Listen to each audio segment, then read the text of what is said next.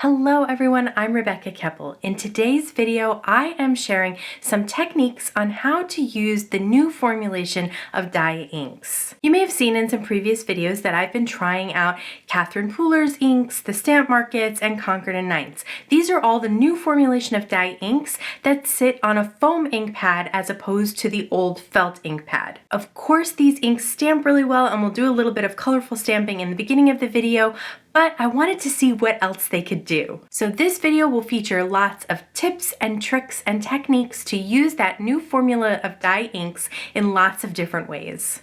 So probably the most basic way to use these premium dye inks is to do some colorful stamping. And when I have a big stamp like this Concord and Ninth birthday balloon, I like to use my Debbie tool to get the really good impression. And what I'm going to be doing is using the cube inks so that I can just ink up part of the balloon at a time. And the Concord and Ninth cube inks are really great for this because you can get into little places, you can make a rainbow. For this balloon, I'm going to use honeysuckle, marmalade, and buttercup. And you can see that where the colors cross over each other, you get a nice blended new color. That's another thing about these dye inks. They blend together really, really well. Their colors are just bright and clear and crisp, and you can just see them so well. So they're really great candidates for multicolor stamping or just stamping in general. You can also, with these cubes, do some fun direct to paper swiping of the ink pads. So I'm going to start on the left hand side. I have a rainbow of inks. Again, I'm using the Concord and Ninth ink cubes, and I start with the left hand side, and then as I swipe to the right, I pick up the ink cube, and that gives that right hand side the look of a paintbrush swipe, which I really, really like. So I got better at this as I went along. So I think maybe practicing on a scratch piece of paper to get the look that you want. So that last one is my favorite, absolutely. And I did go back over a couple that I felt like I missed the middle a little bit and added another swipe, and that's fine too. You can totally do that as well. But I really love the coverage and the look of these inks direct to paper. The other thing that you can do is ink blend with them. So I'm going to use a Tim Holtz Ranger ink blending tool and the new domed foam ink blenders. And this time I'm going to use some of the Pooler inks. I have 3 different blues that I'm going to blend together. And I can easily blend from off the side onto the paper. I'm working on some smooth white paper, and I get a really, really nice blend with these inks. So I have historically always only ink blended with Distress Oxide inks. I am super impressed with how well these inks blend on their own and together. You can see that there are no harsh lines. Now that is definitely due in part to the domed foam blenders, which make it really easy to avoid those harsh lines. But the ink itself is also just very easy to blend.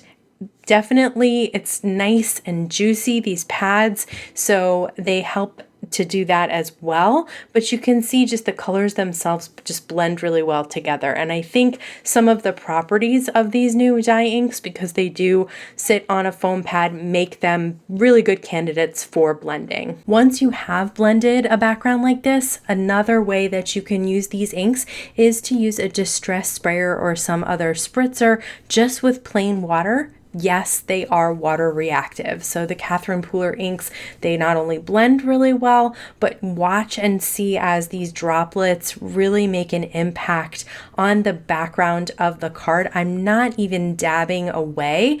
That would even, I think, more emphasize those droplets, but even with just letting them air dry like that, they create a really phenomenal effect. I wanted to see how well these inks spritzed or created a spritzed background. So I'm using the Stamp Market inks.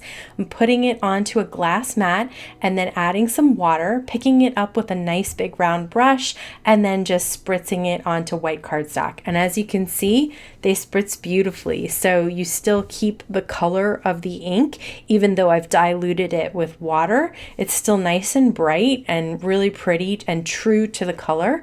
And I love creating backgrounds like this for confetti. We'll turn it into a birthday card later in this video, so stay tuned for that. And then I did add some of the Catherine Pooler chiffon because I wanted a real bright yellow to add in. So don't be afraid to mix the companies as well. I think they all really work well together. I kind of figured because they ink blended well and just blended in general well that they would stencil well, but I thought I should give it a try to make sure. I'm using a waffle flower stencil and some pixie spray on the back to hold it in place on a 6x6 piece of white cardstock. And once I put my stencil down, it's going to stay in place there. And then I'm using those Stamp Market inks again this time, and I'm using a Stamp Market blending brush, and I'm going to do kind of an ombre for the first layer of stars. This stencil is called Duotone Stars, so you can see there where I'm blending on the parts that are not open, there are little lines drawn so that you can create the second set of stars, and I'll show you how to do that in just a second. So I did my first of the ombre, and then I moved the stencil over and lined it up with the lines on the stars that we had already blended. And then I'm able to go in and create this second round of stars in different colors of blue ink, again from the Stamp Market, using another Stamp Market blending brush. And since I'm going from light to dark, I'm using the same brush without cleaning it off. And at the very bottom, I have those navy stars, and check that out. I think these inks blend beautifully. They also stencil beautifully. Since they do react well with water, I thought trying a smooshing technique would be a good idea. So I have some Distress watercolor cardstock and the cube inks from the Stamp Market, and I'm just putting down a bunch of squares of different colors of ink together to kind of create a background pattern. I spritzed a little bit of water. I needed definitely more water, so I went back in with more water and then went back in and picked up more of that colorful water, and you can see the different colors. You also get some blending in between the two, especially if you add a lot of water like I did here. So I did want to bring in a little bit more of the cobalt, especially because I really like that color. It's so pretty. So I did do that, and I was able to layer it on top.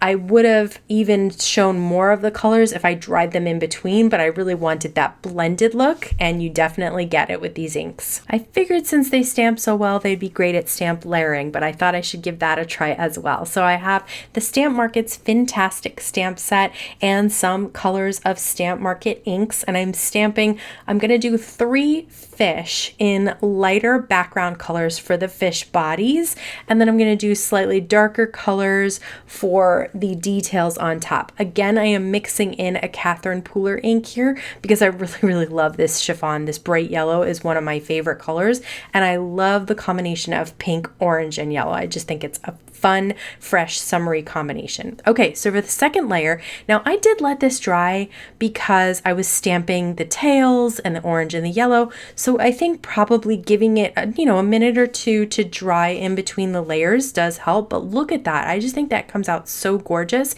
even with just the slightly darker yellow on top of the light yellow and the coral on top of the peach. I think they just look phenomenal.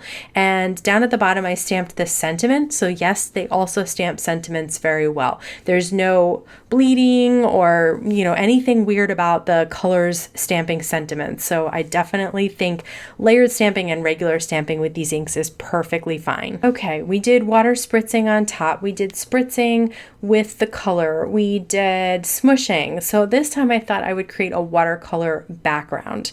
So basically I'm using the Stamp Market cubes and I'm putting it down on the glass mat, adding a little bit of water, picking it up, and then creating a watercolor background with it. Now, absolutely, if you have really nice watercolors, you can use that. But if you are going to be doing some stamping or wanting to coordinate with the cardstock or anything else, using the inks themselves to do the watercolor background is a great idea. And they actually really look pretty. I was super impressed with how nice these look as watercolors. You can see I am working on a watercolor cardstock. I'm using the Tim Holtz Distress watercolor cardstock, but just look at that color. It just comes out so pretty when you use a nice amount of water and then just sweep it back and forth to create that watercolor blended background. I love where the colors overlap overlap a little bit, and the water does all the work to make this background so pretty. I saw on Catherine Pooler's site that she has heat embossed with her inks, so I thought I would take some Ultra Bond and this Happy die cut. It's a Hero Arts Happy die cut. I'm gonna glue 3 of these together to create a little bit of dimension and to create a slightly sturdier die cut, because I'm gonna put a ton of ink on top and then I'm gonna heat emboss on top of that. So I have 3 layers of this Happy die cut, and I am adhering them all together with the Ultra Bond from Thermoweb in the pen form, which makes it really easy. Then I'm just going to use the Catherine Pooler Pucker Up color, and I'm just gonna slap a bunch on top. You don't really have to swipe it. You can just dab it right on top, because those pads are so juicy that you get tons of ink coming off there. So once that was done, I'm gonna use the Brutus Monroe Rainbow Embossing Powder on top. I know you can't see because I got so much ink on the glass mat that I had to clean up before I could move along here. So then I just poured that embossing powder on top, and look, it totally stuck. So this ink does stay wet long enough to get embossing powder to stick to it, and then all you have to do is heat set it, and that melts it and keeps it on the die cut. So now you have a really colorful, bright pink die cut that I was able to add rainbow embossing powder on top, and look at all that sparkle and shine, and I love this color. So adding sparkle and shine to it just makes it even that much more amazing.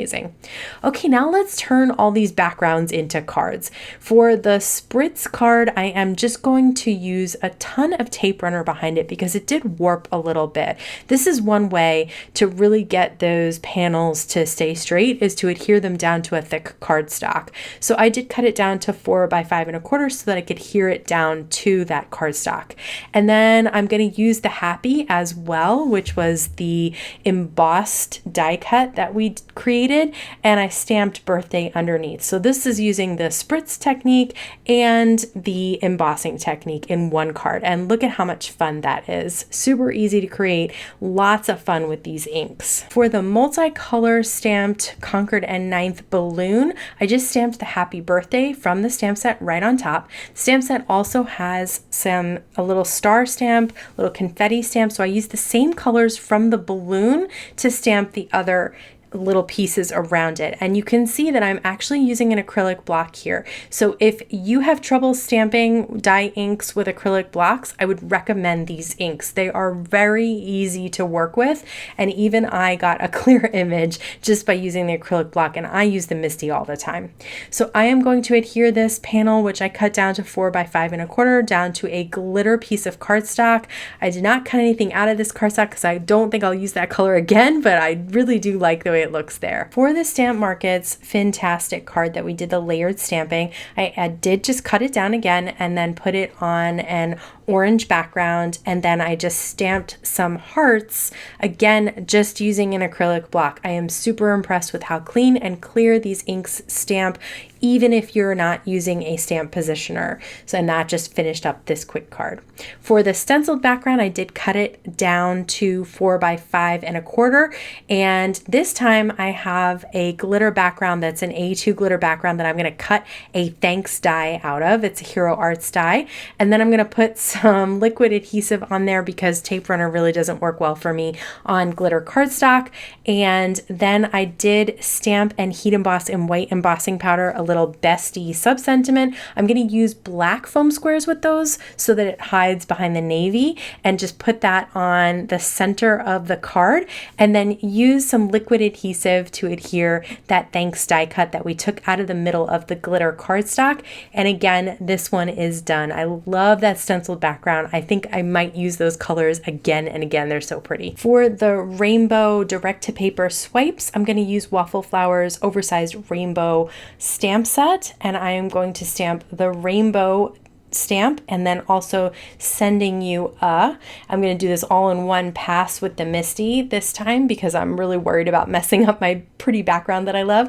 I'm using the Stamp Market's black ink. This is the only black ink I have of this formulation, and I love it. It stamps so crisp and clear and just really true black. Now I'm going to add some tape runner again to the back of this, and I'm going to mat it on black A2 cardstock. I think you could mat it on white as well, but I really liked the black because it makes the sentiment pop. Here's the watercolor panel that we created. I did cut that down to 4 by 5 1/4 as well. And remember how I said using the inks allows you to match it up with cardstock. So one of the inks that I used was sea glass, and I matted it on an A2 piece of sea glass ink, and then I just used the Well That Stinks, I'm Here For You, and the fish from the stamp market as well, because I hadn't used those sentiments yet and I think they're super cute. Another sentiment I hadn't used was the So Stinkin' Awesome from them. So I this time just die cut a fish out of silver glitter cardstock because I thought that was pretty awesome, and used a black enamel dot for the eye, and then did this one on top of the water reactive background, and I think that looks really super cool and just clean and simple and fun for somebody's congratulations card. For this card, I did cut the cloud border die from silver, and then I cut it out of white. So I have kind of the silver lining going on here, and I filled in that silver lining with the white clouds. Once that was done, I die cut Waffle Flowers oversized rainbow shadow die, and I am just using some ink cubes from the stamp market to put a rainbow of colors on that background shadow there, and then I die cut the actual word rainbow out of that silver cardstock that I used for the cloud border. I'm just going to pop up everything on top. So I have the word rainbow popped up, and then I have a sub sentiment that says the worse the storm, the brighter the, and then rainbow. So I just love this card. It's so bright and happy for somebody who's maybe going through a tough time. If you haven't yet, I hope this video inspired you to try out this new formula of dye ink. If you'd like to see more videos about how to stretch your basic supplies, check out this playlist over here. As always, I want to thank you so much for spending time with me today. Please stay safe, stay healthy, and I'll see you again soon. If you'd like, just love humming, frustrated humming. Humming is better than like yelling, I guess.